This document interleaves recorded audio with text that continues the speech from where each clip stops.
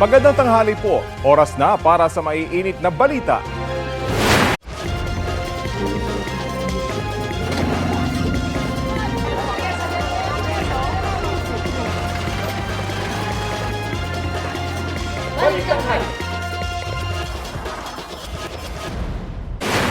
Ngayong kabi-kabilang salo-salo at inuman, unahin po ang kaligtasan ng sarili. Sa Quezon City, tumagilid ang isang SUV matapos salpukin ng isa pang sasakyan. Ang nakabanggang driver umaming nakainom. Balita hatid ni James Agustin. Patawid sa Del Monte Avenue sa Quezon City ang isang SUV. Nang salpukin ito ng AUV, mag-aalauna na madaling araw kanina. Sa lakas ng impact, tumagilid ang SUV. Isinugod sa ospital ang 74 na taong gulang na lalaking driver ng SUV matapos masugatan. Sa investigasyon ng pulisya, galing ang SUV sa Judge Juan Luna Street. Binabagtas naman ng AUV ang eastbound lane ng Del Monte Avenue. Nawasak ang harapang bahagi ng AUV habang may UP sa tagiliran ng SUV.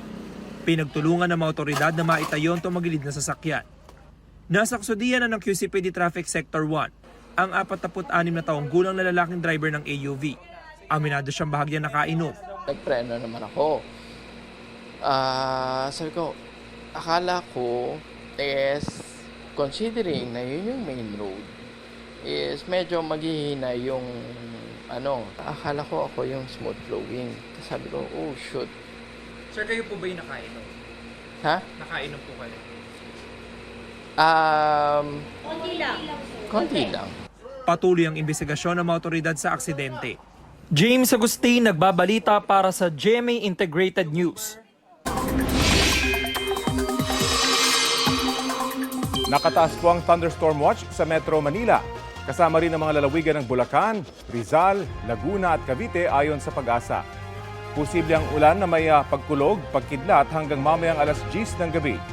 Maraming lugar pa ang uulanin sa mga susunod na oras base sa rainfall forecast ng Metro Weather. Posible ang heavy to intense rain sa ilang panig ng Northern Luzon. Ayon sa Pag-asa, shear line ang nagpapaulan pa rin sa Aurora at Calabarzon. Hanging amihan naman sa Northern Luzon at ilan pang panig ng Central Luzon pati na dito sa Metro Manila. Habang easterlies ang umiiral sa natitirang bahagi ng bansa. Ngayon pong Martes, nakapagtala ng 16 degrees Celsius na minimum temperature sa Baguio City, habang 23 degrees Celsius naman dito sa Quezon City. Sa ibang balita, ipinagpaliban ng Senado ang pagtalakay sa 2026 budget sa Bicameral Conference Committee kahapon dahil kailangan pa raw himayin ang pondo ng DPWH. Sabi ng Kamara, pwede namang konsultahin ng DPWH tungkol sa kanilang budget nang hindi naaantala ang iba pang talakayin sa Bicam. Narito ang aking report. Isang oras bago magsimula ang pulong ng Bicameral Conference Committee para sa panukalang 2026 National Budget, inanunsyo ni Senate Finance Committee Chairman Sherwin Gatchalian ang desisyon ng mga senador matapos ang isang caucus. Postponed muna ang usapan sa Bicam matapos magka-deadlock sa diskusyon sa mga kongresista. Sabi ni Gatchalian, kailangan nila ng oras para himayin ang budget ng DPWH. Is postpone muna yung Bicam para ma-resolve itong issue with the House and also with DPWH. Kasi ang Senado very firm na ayaw namin ng overpriced items. Matatandaang sa ipinasang version ng budget ng Senado, tinapesa ng budget ng DPWH ng 45 billion pesos mula sa bersyong ipinasa ng Kamara. Ginawa nila ito matapos matanggap ang Construction Materials Price Data o CMPD mula sa DPWH. Apela ni DPWH Secretary Vince Dizon, ibalik ang tinapya sa kanilang budget dahil paliwanag niya, hindi maaaring ipare-pareho ang gagamiting presyo ng mga materyales sa mga proyekto dahil magkakaiba ang presyo depende sa lugar sa bansa. Kung hindi may babalik ang budget, posibleng hindi raw maipatupad ang ilang proyekto. Hindi naman natin sila masisi kasi wala naman sila ng mga program of works, wala sila ng mga iba't ibang datos na ginawa lang across the board on average na reduction. Yun lang naman. Pero sabi ko nga, kung yun pa rin ang magiging desisyon ng Kongreso, wala naman pong problema yon. Pero may mga epekto ito sa mga ibang proyekto na sobra ang naging bawas. Pero sa kabila ng desisyon ng Senado na postponement, tumuloy pa rin dito sa PICC ang mga kongresistang bahagi ng House Bicam panel. We all believe that we should continue the discussions. We can do the consultations with Secretary Vince and DPWH while we're proceeding with the BICAM. Mas maganda po sana kung lahat kami nasa iisang lugar para po talakayin po yung mga katanungan. Giit naman ng Senator Ping Lacson, dapat umamin ng DPWH na sila ang nagkamali sa kanilang computation. Sir, kayo daw ang nagkamali, sir eh. Yun nga magpapalala dyan, magde-dead lang tayo pag ganyan. Hindi kami papayag kasi hindi kami nagkamali. Papayagan niyo po bang yung ibalik ng budget sa DPWH? Hindi. Yung 54B? Hindi. Bakit is? Pinapapalik yung DPWH. Hindi, nagkamali sila eh. Sir, kayo daw ang nagkamali. Sir, kayo daw ang nagkamali, sir, sabi ni Dizon. Wala kaming usapan kung anong gagawin doon. Si Bahala na siya ang pagkatsya. Ang chairman ang pinasi. Ayaw pag-aanis eh. Binibig na kami kung ano nangyayari. Sa kabila ng kaguluhan, sang-ayon naman daw ang magkabilang panig na ayaw nila ng reenacted budget. Pero giit ng mga kongresista, bawat araw mahalaga para matiyak na matapos ang paghimay sa budget at mapirmahan ng Pangulo bago matapos ang taon. This is what I've been relaying to Senator Win again and again, that Sen-Win every single day is crucial for our technical teams to be able to finish the bill. Kailangan po namin ng oras para tapusin at most especially puliduhin talaga. Make sure it's reviewed, all the items are cleared, di ba po, and verified. Rafi Tima nagbabalita para sa GMA Integrated News. Nilinaw ng Department of Health na hindi kailangan ng guarantee letter mula sa politiko para makakuha ng tulong sa ilalim ng Medical Assistance to Indigent and Financially Incapacitated Patients o MAIFI program. Ayon kay DOH Assistant Secretary Albert Domingo, sa halip, papuntahin na lang ang pasyente sa isang DOH hospital. Mungkahi rin ng DOH sa Senado, hatiin ng pondo para sa MAIFI. Ang 80% ilalaan para sa Zero Balance Billing Program para tiyaking diretso na sa mga pampublikong ospital ang ayuda at hindi na kailangang dumaan pa sa politiko. Habang ang 20% naman para sa Catastrophic Health Fund para sa mga gamot at iba't ibang serbisyong medikal. Ayon kay Senate President Tito Soto, pinag-aaralan din nilang magamit ang MAIFIP sa mga pribadong ospital. Sakaling lumusot sa Kongreso ang pondo sa MAIFIP, plano raw ng health advocate na si Dr. Tony Leachon na idulog ito sa Korte Suprema. Anya, dapat ilaan sa PhilHealth ang pondo. Sabi ng Senate Finance Committee Chairman Sherwin Gatchalian, may ginagawa silang safeguards para hindi magamit ang MAIFIP sa politika. Ito ang GMA Regional TV News. Mainit na balita mula sa Luzon, hatid ng GMA Regional TV. Huli ka mang pagtangay ng malakas na agos ng ilog sa dalawang binatilyo sa Mangaldan, Pangasinan. Chris, nasagip pa sila? Rafi, nasawi ang dalawa matapos malunod. Sa video, kita ang apat na magkakaibigang naliligo sa Angalacan River. Ilang sandali lang napunta sa malalim na bahagi ng ilog ang isa sa mga binatilyo. Nailigtas siya matapos sagipin ng kaibigan. Pero ang kaibigan niya ang tinangay ng agos. Isa pang kaibigan ang sinubukan siyang iligtas pero tinangay din siya. Na-recover kalaunan ang labi ng mga biktima. Walang nakikitang foul play ang pulisya sa nangyaring pagkalunod ng magkaibigan. Sa Kalanasan, Apayao naman, natagpo ang palutang-lutang sa Apayao River ang bangkay ng isang lalaking 38 anyos. Hinala ng mga otoridad, tinangay ng malakas na agos ng tubig ang biktima habang tumatawid sa ilog. Nailibing na rin agad ang biktima. Sa Calasaw naman, dito pa rin sa Pangasinan, tumaob ang isang garong na may kargang itlog. Ayon sa kagawad ng Barangay Bued, binabagtas ng garong ang kahabaan ng MacArthur Highway nang bigla umano itong huminto. Tumaob ito at nagkalat sa kalsada ang mga itlog. Hindi naman nasakta ng driver at hindi na rin inireport ang aksidente sa pulisya.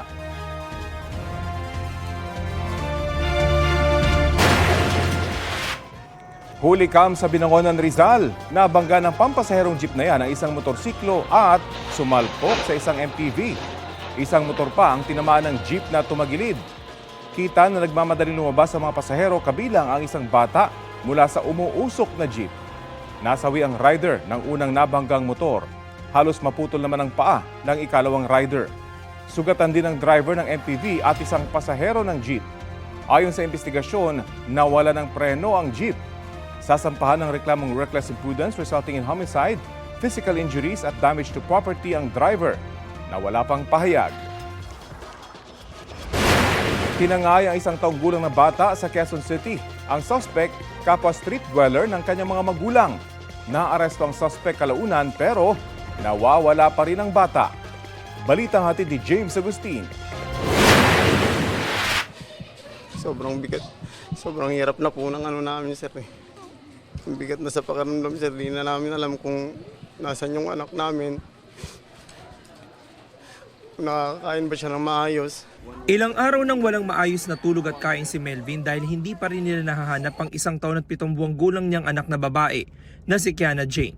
Ang bata tinangay ng kapwa nila street dweller sa barangay San Bartolome, Quezon City. Sa kuha ng CCTV noong December 10, kita na lumabas sa isang convenience store ang babaeng sospek karga ang bata. Kwento ni Melvin, doon sila rumarakit sa lugar sa pamamagitan ng pagbubukas ng pinto para sa mga customer. 2 linggo pa lang daw nila kakilala ang sospek. Maghahanda na kami ng dapat kakainin namin. Nag-offer po itong suspect, sir, na siya na po daw sasagot sa ulam namin. Siyempre bilang minus gasto, sir, pumayag kami, sir. Siguro po mga 10 minutes, sir, hindi pa siya bumabalik, kinabahan na kami, sir. Yung misis ko, agad na naghanap. Dumulog sila sa barangay at pulisya para i-report ang insidente. Ayon sa pulisya, nakatanggap sila ng impormasyon na may nakakita sa sospek na namamalimos kasama ang bata. Nang puntahan, bigo sila nung una na matunto ng sospek. Hanggang sa balikan na nila ang convenience store at doon na aresto ang 20 anyos sa sospek habang nakatambay. Based po to sa information ng mga magulang dahil kilala rin po nila personally yung suspect. And kaya naman po namin nahanap to is based na rin po sa mga informant po natin na nagturo po kung saan po palagi naglalagay itong suspect po natin. Walang pahayag ang sospek na nakakulong sa Novaliches Police Station. Sinampahan na siya ng reklamong paglabag sa Republic Act 7610 o Child Abuse Exploitation in relation to Article 270 ng Revised Penal Code o kidnapping and failure to return a minor. Patuloy pang hinahanap ng pulisyang nawawalang bata. Nagba-backtracking na rin po tayo regarding po dyan sa mga CCTVs, and also we already coordinated with the other police stations and barangays.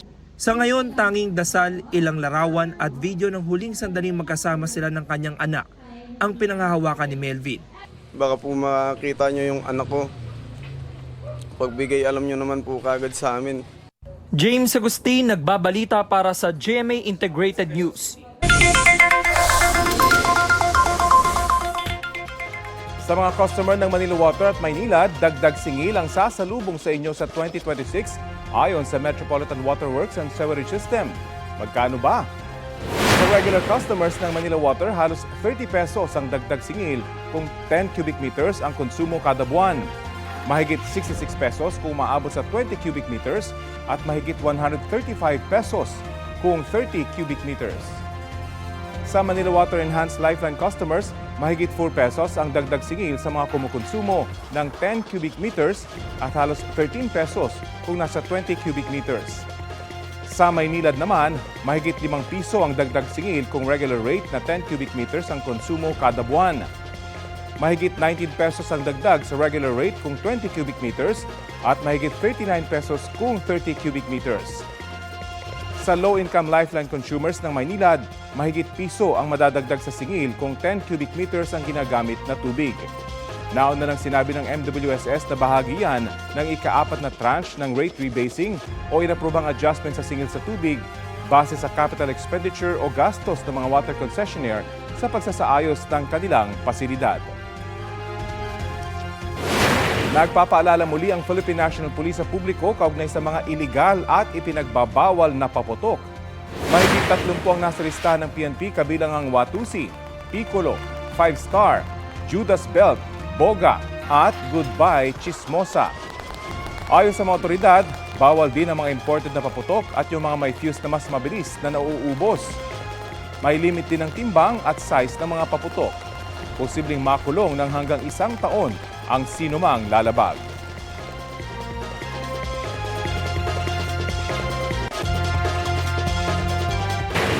Kaugnay ng mga hakbang para maibsan ang matinding traffic sa Metro Manila ngayong holiday season, kausapin natin si Metro Manila Council President at San Juan Mayor Francis Zamora. Magandang umaga at welcome po sa Balitang Hali.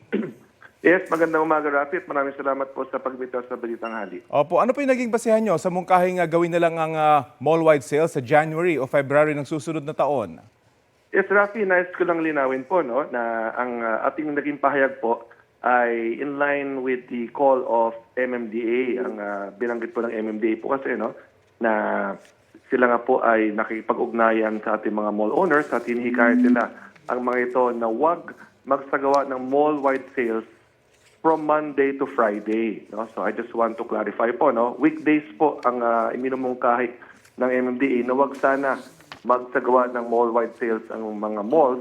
At pagdating naman sa Sabado at Linggo, ay okay lang naman sa MMDA po yun. Basta, unang-una, meron po silang proper coordination with the LGUs. At pangalawa, dapat meron silang maayos na traffic management plan. At ito naman po ay bagay na sinusuportahan ko bilang President ng Metro Manila Council sapagkat ang layunin nga po ng MMDA dito ay mabawasan po ang bilang ng mga sasakyan na pupunta sa mall.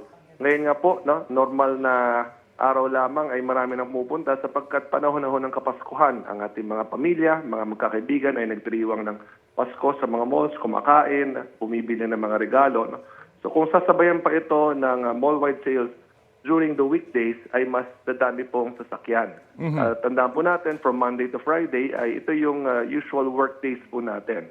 Pagdating naman ng Sabado at Linggo, kakaunti na lang ang nagtatrabaho kumpara sa Lunes hanggang Biyernes. Kung kaya't base na nga rin po sa rekomendasyon ng MMDA ay kung magsasagwa po ng mall-wide sales sa mga malls natin, gawin na lang ito ng Sabado at Linggo. At ako po, no, personal na opinion ko po, na pagdating ho ng Enero at Pebrero kung saan tapos na po ang Christmas rush at hindi na ho ganun karami ang pumupunta sa malls, para sa akin, yung mall-wide sales na tuwing Lunes hanggang Biyernes ay maaring isagawa na po muli. No? So, ito naman po ay ating ginagawang mga hakbang upang mabawasan nga po ang bilang ng mga sasakyan sa ating mga lansangan ngayong Kapaskuhan. Alam naman natin, ngayon pa lamang, ay nararamdaman na po natin yan. No? So, again, ito po ay paghihikayat sa mga malls. Ang MMDA po ay nakikipag-ugnay na po sa kanila patungkol po rito. Pero kayo po, meron po ba kayong effort na kausapin din ng mga mall owners? At kung nakausap nyo na ba, may reaction na po ba sila sa inyong mungkahi? It's MMDA that's coordinating with them, Rafi. Kami po as Metro Manila Council, nakipag-ugnayan lang po ang MMDA po sa atin. So, this is something that MMDA is handling po. No? At I just coordinated with Attorney Vic Nunez this morning. Siya po head ng ating Traffic and Management Division ng MMDA. At kasalukuyan ho silang nakikipag-ugnayan sa mga malls po natin. Ay pinag-uusapan po yung trapiko sa dami po ng immediate interventions para maresolba ang matinding traffic. Ano ba talaga yung pinaka-permanent o long-term solution sa traffic dito po sa Metro Manila? Yes, Rafi, alam naman natin na talagang malaki ang ating pagsubok pagdating sa problema ng traffic. At isa sa mga inaasahan talaga natin ay ang construction na nga po ng ating subway system. We really need to fast-track the construction of our subway systems para hindi ho lahat ay dumadaan na sa ating mga lansangan. Once matapos itong subway system po natin, no, libo-libong mga bumabiyahe ay hindi na kinakailangan sumakay ng mga sasakyan. Of course, ang ating road infrastructure ay mahalaga. So, dati hindi natin ma-imagine na from NLEX to SLEX ay kaya nating tumawid sa pamamagitan ng isang mahabang tulay. Ngayon, with the advent of Skyway and of course our NLEX connector road, no, malaking bagay po ang ganitong klase mga infrastructure. And of course, ang ating pong disiplina sa kalye, no, mahalaga po yan, no, bilang mga motorista. Basta sumusunod po tayo sa ating mga rules and regulations, makakatulong po yan upang maibsan nga po ang traffic sapagkat less traffic violations will mean less traffic. At kami naman po sa mga lokal na pamahalaan, dapat po pinapatupad ang ating mga no parking zones pagdating sa ating mga main thoroughfares, mga primary roads, secondary roads, ganun din sa mga mabuhay lanes po natin. So, the Metro Manila Council will continue to look for ways to help ease the traffic congestion here in Metro Manila at yun naman po ay sa pakikipag-ugnayan po with our Metro Manila Development Authority. Meron po bang pag-aaral, Mayor, na nagsasabing talagang ganito, malaking magiging impact or talagang mariresolba yung problema sa trapiko sa Metro Manila kapag natapos na itong subway system? Kasi ganito rin yung nasabi nung sinabing pag natapos ang Skyway, talagang mariresolve ang trapiko kapag nagkaroon ng LRT sa may Marcos Highway ay maiibsan yung trapiko doon. Pero hindi po nangyari, Mayor. Para ma-temper lang po yung expectation ng ating publiko. Ganun po talaga ba ang mangyari or mababawasan lang yung kasalukuyang problema ngayon? Well, Rafi, definitely, makakabawas po ito sapagkat yung option to take the subway will be there already na ngayon ay wala pa. So sa ngayon meron tayong ating mga MRT, LRT at iba't ibang mga options natin for transportation. Pero pag matapos na nga po ang ating subway system, that means yung mga dating sumasakay na sasakyan meron ng panibagong option. At nakita naman natin na iba't ibang mga stations po ang itatayo. At ito naman po ay dumadaan sa mga major areas ng Metro Manila. So, magiging malaking bagay po talaga yan. Kung nasubukan na natin yung mga subway system sa ibang bansa, halimbawa sa New York, o sa Tokyo, at sa Hong Kong, nakikita natin na madaling makabiyahe mula sa iba't ibang lugar sa kanilang pinaka-main metropolis using the subway system. So, this is something that I'm optimistic about, Rafi, at sana nga po ay ma-fast track na ito. Okay, maraming salamat po sa oras na binahagi nyo sa Balitang Hali. Maraming salamat din, Rafi. Tawag lang po pag may katanungan. Salamat po si Metro Manila Council President Mayor Francis Zamora.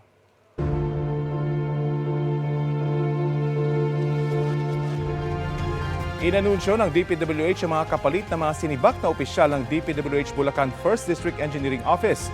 May bilin sa kanila si Secretary Vince Dizon. Balitang hatid ni Bernadette Reyes.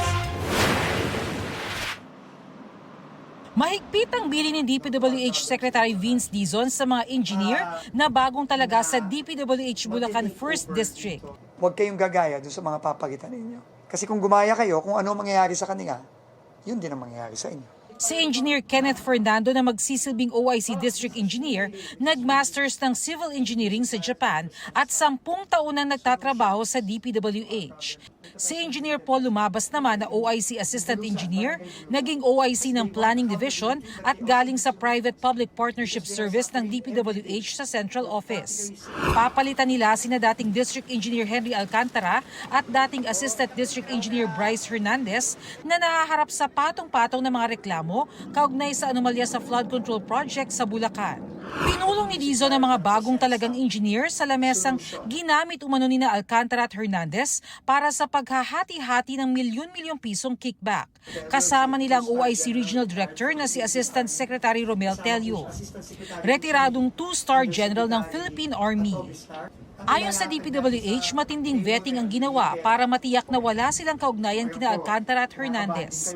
Isinama sila sa inspeksyon sa flood control project sa Barangay Bulusan sa Kalumpit na dati ng ininspeksyon ni Pangulong Bongbong Marcos dahil sa substandard umano na proyekto. Ayon sa DPWH, humigit kumulang 770 meters na istruktura ang kailangan itayo dito para maiwasan ang pag-agos ng tubig papunta sa mga kabahayan. Isa pa sa kailangan nilang solusyon ngayon ay ang right-of-way issue dahil may mga nakatayong bahay sa daraanan ng istruktura. 7 months in 1 year, bumabaha dito. Lahat ng mga involved dito, kasama na sila Sims, Wawaw, may mga St. Timothy din ata dito, lahat yan may kaso na, no? At most likely ma-file na sa korte ng ombudsman yung mga kasong ito. Isara natin yung gap. So, sisimulan na nila yung proseso. Immediately, kailangan pong ma-partially survey habang inaayos po yung design ng flood control. And at the same time, magkaroon ng coordination meeting dito po sa lugar. So while hinihintay po yung pondo, na paghahanapan ng pondo, pwede pong gamitin yung time na yon para gawin lahat ng studies. Kasalukuyang nakaditine sa Senado sina Alcantara at Hernandez. Gayon din ang kasamahan nila dati sa DPWH Bulacan na si JP Mendoza at ang kontratistang si Curly Discaya. Mula sa kanilang kulungan sa Senado, ibinyay sina Hernandez at Mendoza para sa preliminary investigation ng DOJ. Hindi sila nagpaunlak ng panayam. Ayon kay Prosecutor General Richard Anthony Fadulion, respondent ang dalawa sa bagong reklamo kaugnay sa flood control project na ipinasa ng ombudsman sa DOJ. Dumating din sa DOJ si NBI Acting Director Angelito Magno. Sa isang panayam, sinabi niyang pwedeng umalis ng NBI si Sara Diskaya. Kusang nagpunta si Diskaya sa NBI nung nakaraang linggo matapos i-anunsyo ni Pangulong Bongbong Marcos na inaasahang ilalabas ang arrest warrant laban sa kanya. Since wala pang warrant of arrest, we cannot legally hold her. Isa-serve natin yung warrant sa kanya. So if ever it will come out, we will serve the warrant. She will be booked, fingerprinted, photographed, and then we will return the warrant. Bernadette Reyes, nababalita para sa GMA Integrated News.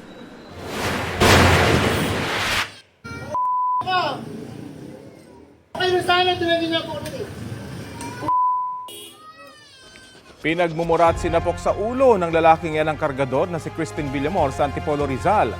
Kwento ni Villamor, nakasalubong nila ng kanyang anak ang puting pick-up sa barangay San Roque. Dire-diretso raw ang takbo nito hanggang sa tamaan ng sasakyan ng kanyang kariton. Muntik pang mabangga ang kanyang anak. Doon na raw bumaba ang lalaking driver at saka siya pinagmumura at pinagbantaang babarilin. Ayon sa LTO, 70 araw na suspendido ang lisensya ng driver habang gumugulong ang investigasyon. Pinagpapaliwanag din siya kung bakit hindi dapat bawiin ang kanyang lisensya. Ayon sa Antipolo City Police, humingi ng paumanhin ng driver sa mag-ama nang magkaharap sila sa istasyon ng pulis. Nagpa siya sa Villamor na hindi na magsampa ng reklamo laban sa driver. Mahigit 70 pamilyang nasunugan sa Tondo, Maynila kanina. Nagdoble kayod ang mga bumbero para hindi madamay ang katabing eskwelahan doon. Balita hatid ni Bam Alegre. Mula sa malayo, ganito kakapal ang usok sa sunog na nangyari sa Barangay 123 Tondo, Maynila bago mag-alas 3 ng madaling araw. Sa karagdagang kuha mula sa barangay, ganito naman kalaki ang apoy sa mga apektadong bahay. Umabot hanggang ikalawang alarma ang sunog na hudyat para sa pagresponde ng hindi bababa sa 8 fire truck. Pero mahigit 50 fire truck ang dumating para mas mabilis na maapula ang apoy na malapit sa isang public school. Bago mag-alas 4 ng umaga, nakontrol na ang apoy at tuluyang nag-fire out ng 4:23 a.m. Walang nasugatan na nasawi sa insidente. Nakatulong na marami ang gising dahil magsisimula ang simbang gabi. Sa katunayan, ng isa sa mga residente naliligo na noong mangyari ang sunog para sa misa. Ayun na po, nagulat po ako, naliligo po ako. Paglabas ko ng bahay, tumakbo na po ako sa labas, nasusunog na po yung likod ng bahay namin. Sobrang bilis po kumalat ng apoy. Humigit kumulang 70 pamilya na sunugan ayon kay Kagawad Amor Escala ng Barangay 123. Patuloy pa rin ang assessment ng barangay sa bilang ng mga naapektuhan. Ang estimated po namin is nasa mga 70 families po or pataas po. Siguro mga food lang siguro muna ang maibibigay namin. Magluluto po kami para po sa kanila. Naging hamon para sa mga bombero ang kitid ng mga eskinita sa lugar. Kailangang habaan at damihan ng mga nakalatag na hose para makapasok sa pinangyarihan ng sunog. Challenges natin is yung eskinita lang siya. Then siyempre meron tayong konti lang naman na delay do sa water supply kaya nagtaas agad ng second alarm. Kaya din po tayo nagtaas ng alarma kasi nasa tabi ng Tondo High kung napansin niyo. Baka madamay. Bam Alegre, nagbabalita para sa GMA Integrated News. Sa Maasim, Sarangani, nasawi ang driver ng isang dump truck na nahulog sa bangin. Ayon sa pulisya, nawala ng preno ang sasakyan sa bahagi ng matarik na kalsada sa Barangay Tinoto. Nawasak ang dump truck. Dumating ang rescuers at sinaklolohan ang driver. Idineklara siyang dead on arrival sa ospital dahil sa matinding tama sa ulo. Sinusubukan pang kunan ng pahayag ang mga kamag-anak ng driver.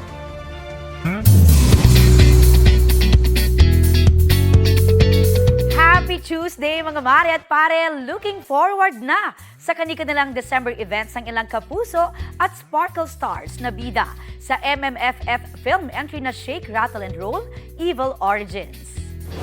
Isa riyan si Carla Abellana na excited nang mapanood ng fans ang pelikula. Recently, inamin ni Carla na engaged na siya sa kanyang non-showbiz fiancé. Sinabi niya rin na dati na gusto niyang maging private ang kanyang love life, kaya mas maingat siya sa pag-post ngayon.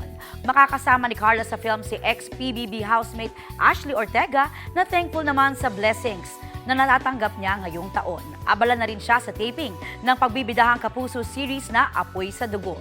Si Isabel Ortega naman looking forward na rin sa Christmas with family. Kasama rin sa movie ang iba pang Sparkle at Kapuso stars na sina Manilyn Reynes, Dustin Yu, Althea Ablan at Matt Lozano.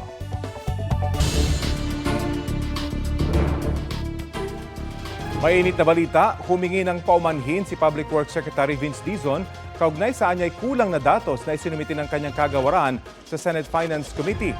Kaugnay ito sa Construction Materials Price Data o costing sa mga materyales sa mga proyekto. Sa liham ni Dizon kay Senator Sherwin Gatchalian, sinabing ang kanilang ipinasang adjustment factors ay nakuha gamit ang anilay generic material cost assumptions, kaya lumabas na ito'y indicative estimates o pagtataya lamang. Dahil dyan, hindi nito na ipakita ang tunay na project-specific impact at hindi dapat gamitin bilang conclusive basis o basihan sa pagtapyas sa budget. Para raw matagunan yan, nagpasa na sila ng karagdagang datos. Nauna lang pinunan ni Senador Ping Lacson na may mali sa computation ng DPWH. Ang construction materials price data ang dahilan kung bakit hiniling ni Dizon sa Bicameral Conference Committee na ibalik sa 881 billion pesos ang budget nito sa 2026. Ang problema sa budget ng DPWH ang dahilan kung bakit ipinagpaliban ng Senado ang BICAM meeting kahapon. At kaugnay pa rin sa postponement ng Bicameral Conference Committee para sa 2026 National Budget at iba pang mga issue, kausapin natin sa Senate President Pro Tempore Senator Ping Lacson.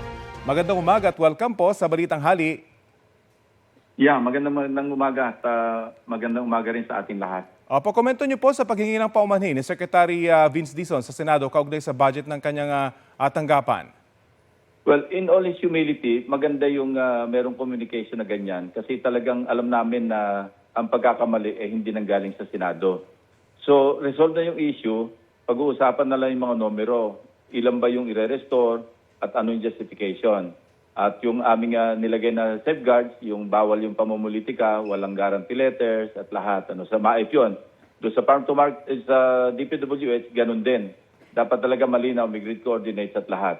Ang isa pang major issue na dapat din namin i-resolve, niraise lang ito ni Senator Kiko Pangilinan bilang chairman ng Committee on Agriculture na member din ng panel. Yung Farm to Market roads, meron ding issue kasi napalitan. Yung in-approve namin on third reading para sa farm to market roads, at least 5 billion, sabi niya, ang napalitan at walang description. Hindi namin pwedeng ialaw yun. Kailangan ayusin yun ng ahensya at i-take up sa magkabilang panel. Natukoy ba kung sino po ang nagpalit nito? Yung ahensya. Kasi di ba yung farm to market roads, pinaubayan natin sa Department of Agriculture. Ngayon, nakita lang ni Senator Pangilinan na yung listahan namin as approved doon sa aming third reading na iba. Tapos ang naipalit, nawala na ng mga proper description. Walang grid coordinates. Yun yung kino-question ngayon. Sana ma-resolve din yun. Otherwise, magigipit sa oras, baka mauwi tayo sa reenacted budget. Opo. May paliwanag na po ba yung ahensya tungkol dito at magiging dahilan ba ito na maantala ulit yung BICAM ngayong araw? Sa ngayon, wala pa. Naghihintay pa rin ng paliwanag si Senator Kiko at si Senator Sherwin Gatchalian tungkol dito. Sa akin, ang position ko, and I made it very clear kahapon sa aming majority caucus, ang bottom line, kailangan talaga maayos itong aming budget. Mas maganda na yung reenacted budget kaysa doon sa yung corruption driven o kaya graft-ridden na ating national budget na naipasa nga on time pero vulnerable naman sa pagsasamantala.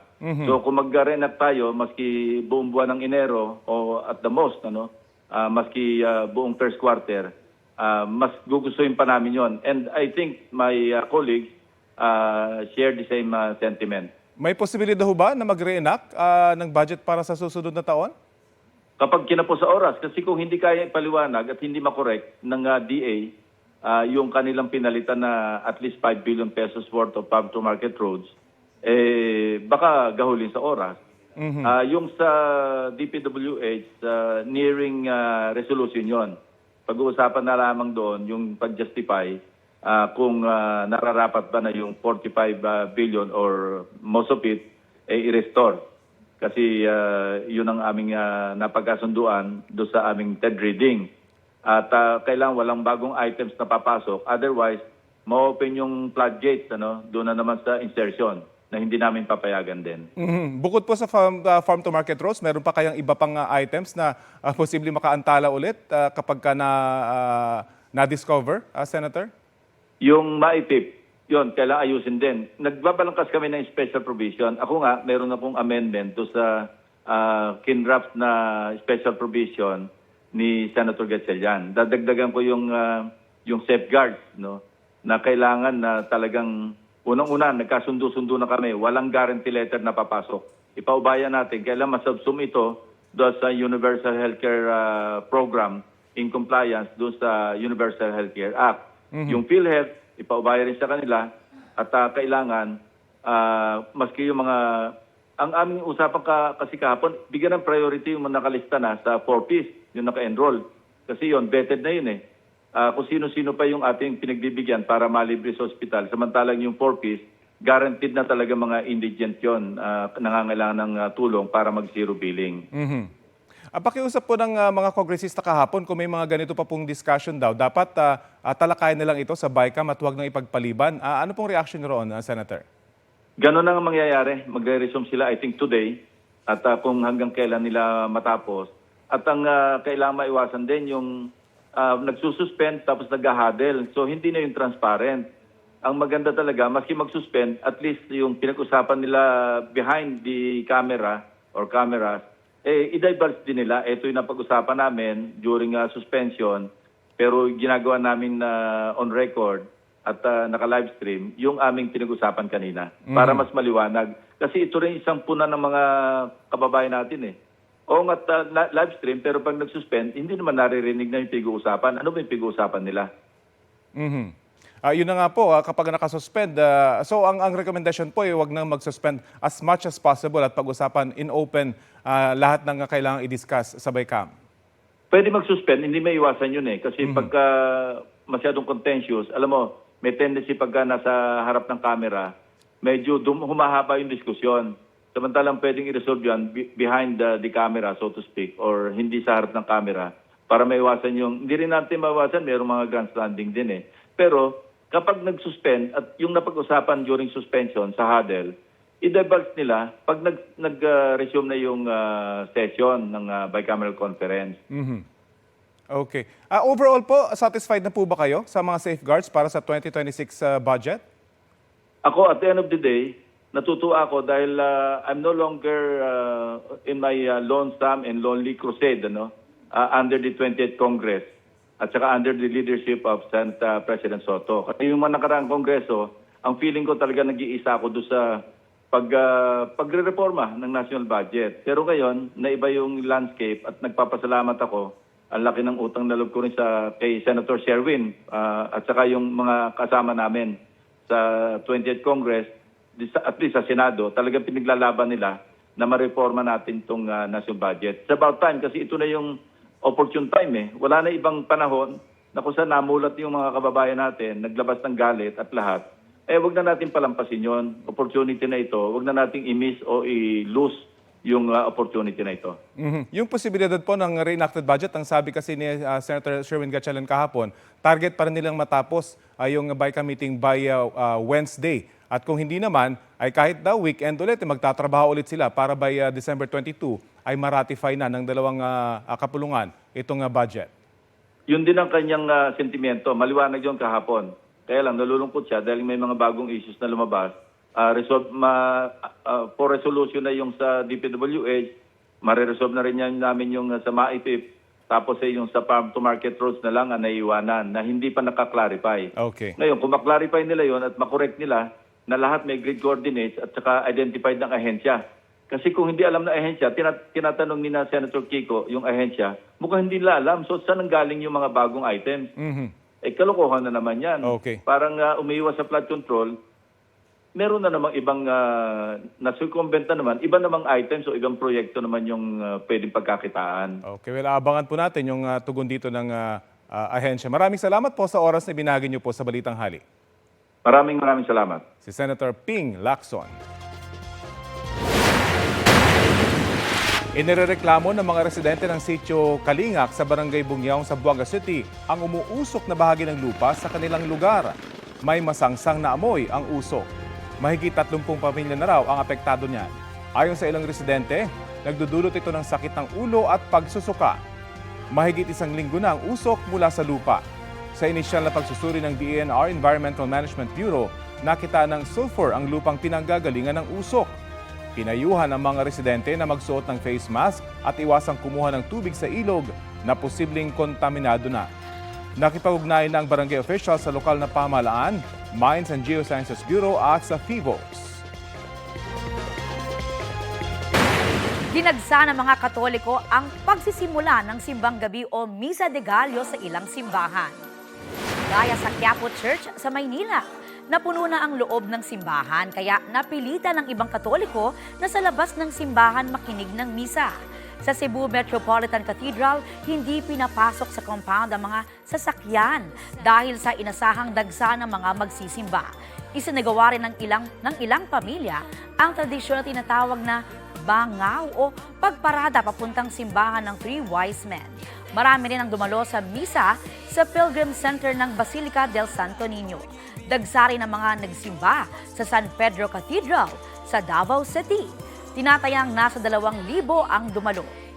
Sa Lipa, Batangas, ramdam rin ang dami ng mga nagsisimba sa San Sebastian Cathedral. Sa labas ito napuno rin ng mga nagsisimbang pamilya at magbabarkada. Matapos ang misa, patok sa mga nagsimba ang puto bumbong. Sa Tagkawayan, Quezon, napuno rin ng mga Katoliko ang Our Lady of Lourdes Parish Church. Hindi nila alintana ang malamig na panahon. Ramdam na rin ang Kapaskuhan sa Vatican City. May giant Christmas tree na sa St. Peter's Square at bukas na rin ang tradisyonal na Belen doon.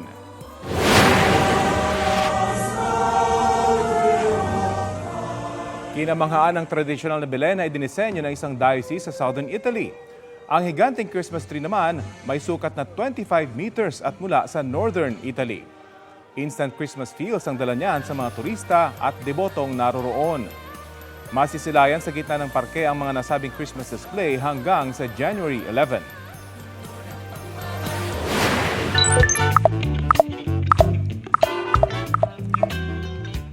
Mga kapuso, present o absent ba kayo sa day 1 ng simbang gabi? Sabi kasi ng ilan, matutupad daw ang mga kahilingan kapag nakumpleto ang 9 na gabi. Ang kapusong netizens, kaya natin ano-ano ang ipinagdarasal sa Misa de Gallo.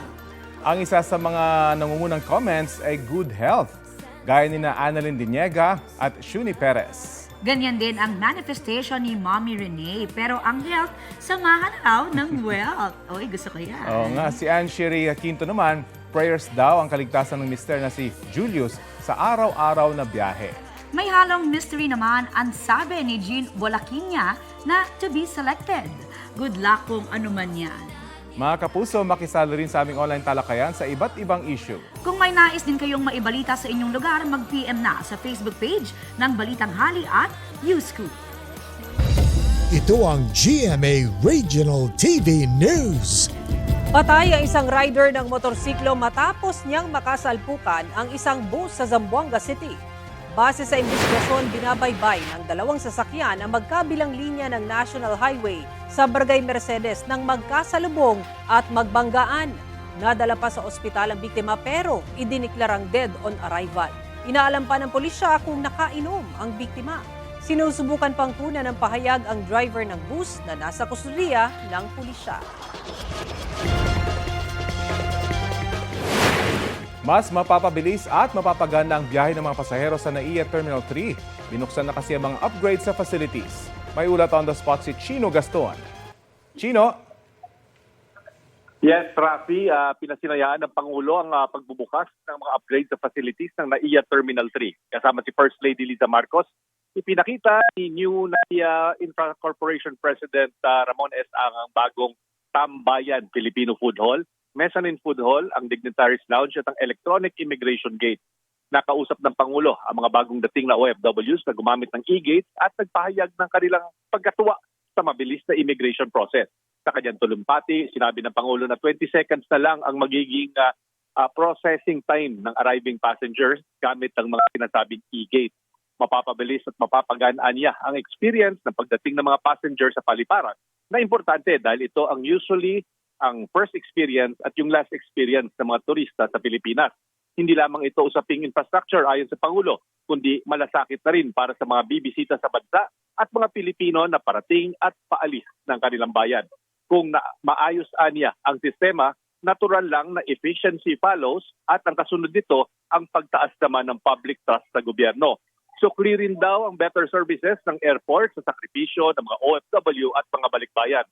Sa ginawang pag-upgrade ng immigration facilities, target ng NNIC na lagyan ng kabuang total ng 78 immigration e-gates sa Terminal 1 and 3 kung saan may mga international flights. Ayon kay NNIC President Ramon, ang aabot sa 51.7 million passengers ang dumadaan sa Terminal 1 and 3 mula nang sila nag-take over na isang taon na ang nakalilipas at napansin ang 3% increase daw sa usage ng mga paliparan. Ayon din naman sa DOT, mahalaga na maganda ang mga airport at facilities dahil ito ang shape or ito ang magbubuo ng perception ng mga turista sa imahe nito sa Pilipinas.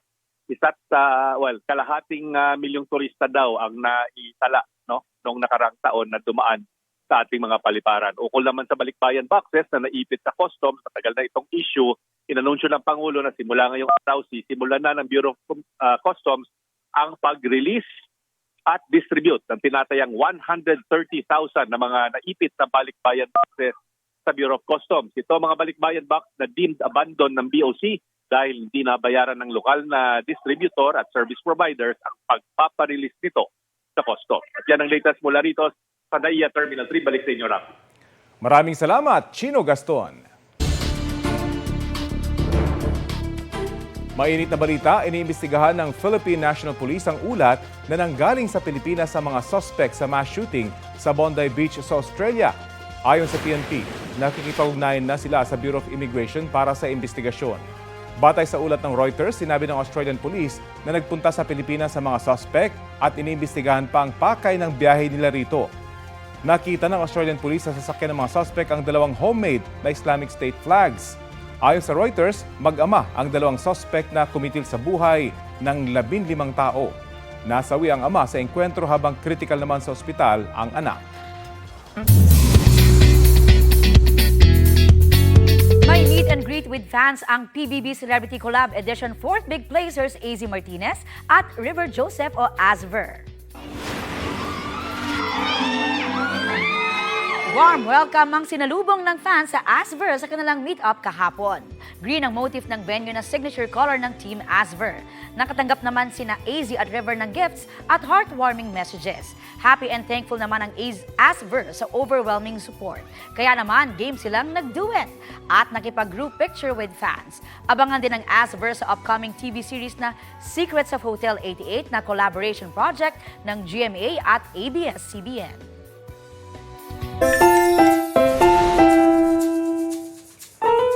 Sabi nga ng old saying, birds of the same feather flock together. Ganyan ang pinatunayan ng magkakatrabaho sa Makati City. Kasama sina Aliana Gamboa sa mga nakijoin sa trend na exchange gift na something embarrassing. Ang resulta ng palitan, filled with love, as in pang-love. Konektado kasi ang mga regalo nila sa paglalaba. May palangga na upuan, hanger at may alambre pa na pwedeng gawing sampayan. Labahan starter pack. Pwede pang maglinis after niyan dahil may brush at duster. Hirit ng ilang netizens, perfect choices ang gift para sa mga trentahin. 3.3 million views na ang video. Trending! At sa mga kwarentahin. Ito ang Balitang Hali. Bahagi kami ng mas malaking misyon. Rafi Tima po. Kasama niyo rin po ako, Aubrey Carampel. Para sa mas malawak na paglilingkod sa bayan mula sa GMA Integrated News, ang News Authority ng Filipino.